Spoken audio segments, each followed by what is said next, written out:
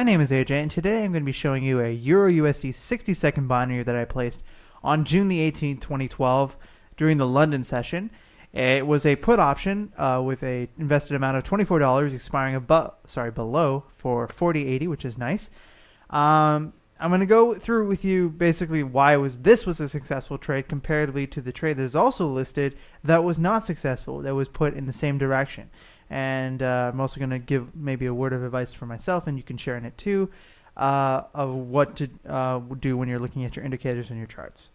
So over here is my MetaTrader chart, right here, Euro USD 1 minute. And as you can see right over here, it had broken through resistance 3, and it had tried to do that before.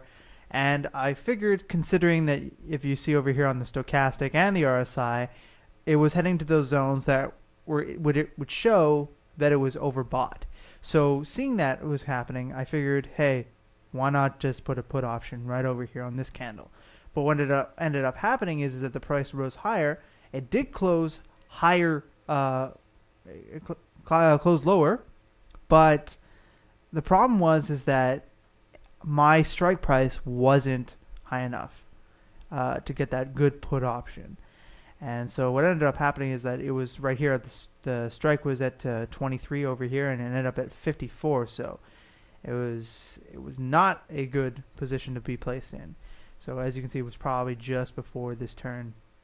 But what ended up happening, and I ended up recouping some of that loss, was I placed the trade right over here on this candle, this one which showed this standard, this candle that shows it tried to go up and then it got pushed back down. So after that, I just sort of martingaled. I won't say martingale because that's a really stupid system and you should definitely not be involved in that whatsoever.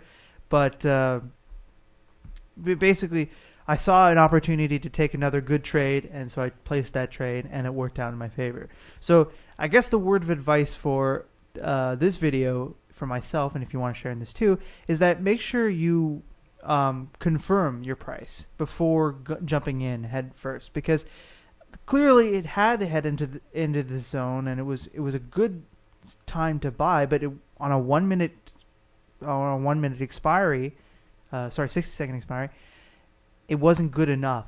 And in 60-second binaries, you have to be good enough. Like, you can't really, you can experience a little bit of pain, but you have to be right, because you don't have 7 minutes or 5 minutes of a lockout window to watch your price go in your direction. You only have that 1 minute that you're locked out for.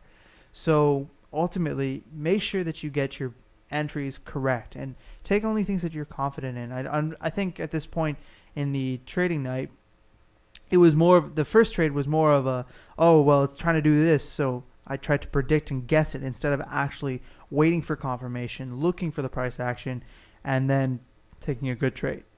But when I actually did do that, I was rewarded. So ended up being just maybe a $3 or $4 loss on those two trades. So that was a good thing. And then I eventually built up more, and that loss was negligible. So the point of the matter is just just make sure you're confirmed, make sure you know what you're doing, and make sure that the candles and the price action, that's really what's most important. That's why a lot of traders, including Rich, including a lot of major traders, they just look at the price action of the candles, because that's ultimately what's going to show everything. Indicators are lagging. Your trend lines could be drawn wrong. Your support and resistance areas might be completely nullified, but the price action doesn't lie. So always be careful and always watch out for that. So good trade overall. First trade not so good. Second trade much better.